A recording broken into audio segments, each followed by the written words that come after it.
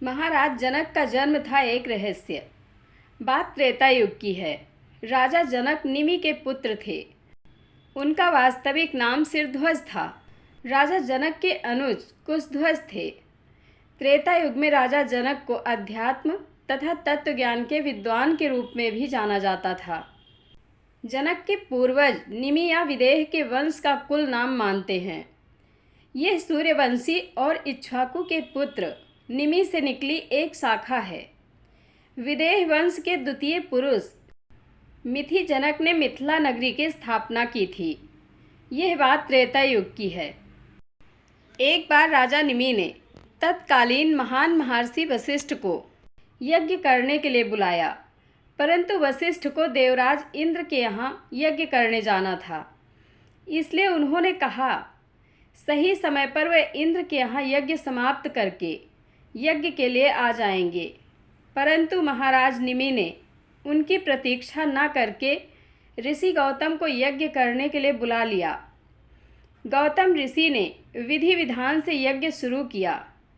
जब महर्षि वशिष्ठ ने इंद्र के यहाँ यज्ञ समाप्त किया तो वे निमि के यहाँ यज्ञ करने के लिए आए। वहाँ जाकर पता चला कि यज्ञ तो उस दिन गौतम ऋषि के द्वारा संपन्न किया जा चुका है और यज्ञ अभी कई दिनों तक लंबा चलने वाला है। इस पर महर्षि वशिष्ठ आश्चर्यचकित हुए और तब उन्होंने राजा निमि से मिलने के लिए कहा, परंतु राजा निमि अत्यधिक थके होने के कारण विश्राम कर रहे थे और सेवकों ने डर के कारण उन्हें उठाया नहीं।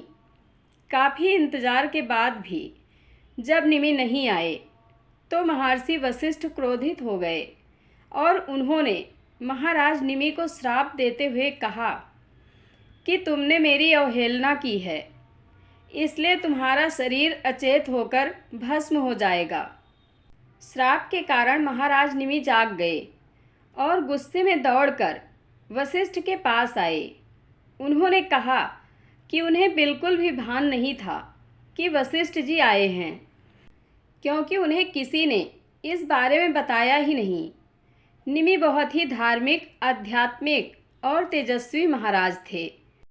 उन्होंने वशिष्ठ से कहा कि आपने अकारण ही मुझे श्राप दिया है।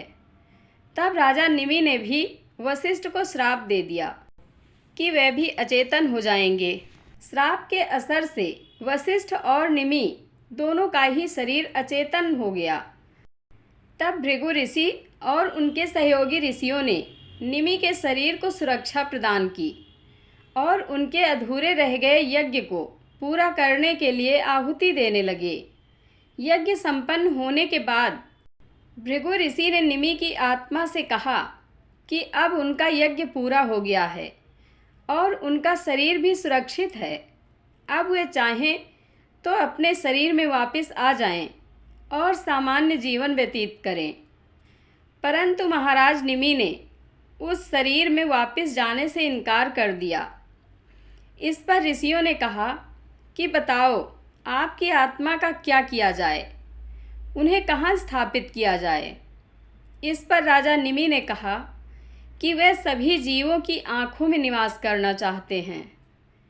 तब देवताओं और ऋषियों ने उनसे कहा कि ठीक है, आप सभी जीवित प्राणियों के नेत्रों में वायु के रूप में निवास करेंगे और उनमें विचरण करते रहेंगे। आपकी थकावट दूर करने के लिए प्राणी आँख बंद करके आपको आराम प्रदान किया करेंगे। अब बारी थी कि राजा जनक के वंश को आगे कैसे बढ़ाया जाएगा। तब देवताओं और ऋषियों ने उनके मृत शरीर का मंथन करना शुरू किया। इस मंथन से उन्हें राजा निमि से एक पुत्र प्राप्त हुआ, जिसका नाम रखा गया मिथि। इन्हें ही राजा मिथि जनक कहा जाने लगा और आगे चलकर इनके वंश के सभी राजा जनक के नाम से संबोधित किए गए। जय श्री राम। आप लोगों को ये कथा कैसी लगती है कमेंट बॉक्स में अपनी राय अवश्य दें। धन्यवाद।